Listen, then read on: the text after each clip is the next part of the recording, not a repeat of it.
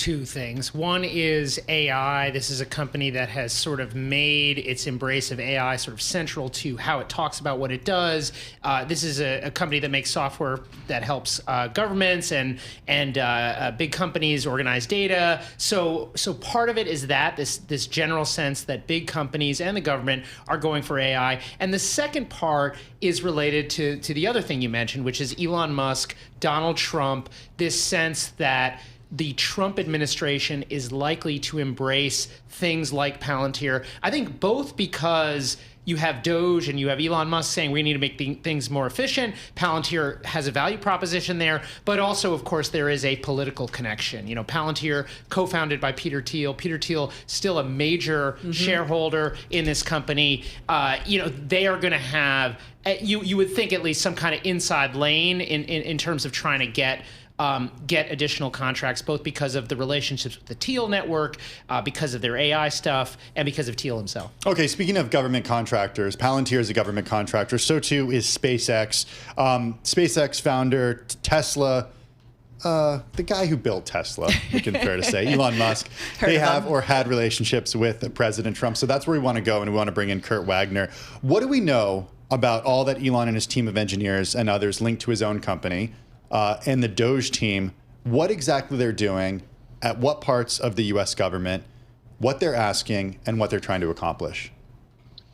Oh, man. I mean, that's a lot. But I think generally what you can assume is that Elon and his team are taking a bit of a forceful approach, right? I mean, we saw stories come out over the weekend and yesterday about them, essentially bullying their way into having full access to the Treasury Department's payment system.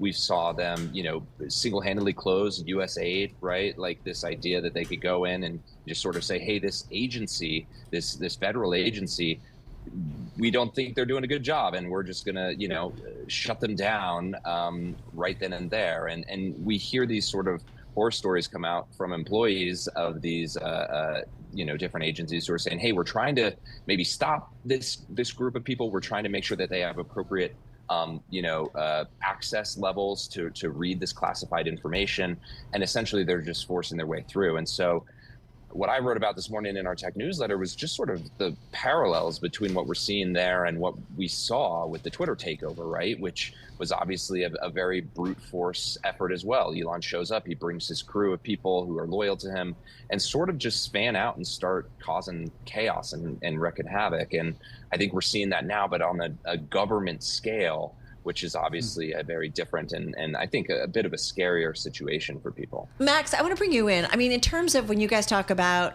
Elon on the podcast and just, the coverage that you have done, that on one hand, I think Elon's probably like, this is a pretty cool task. Like, oh my God, I want to fix this, right? And on the other hand, I'm like, wait a minute, he's got to be like, look at what I have access to.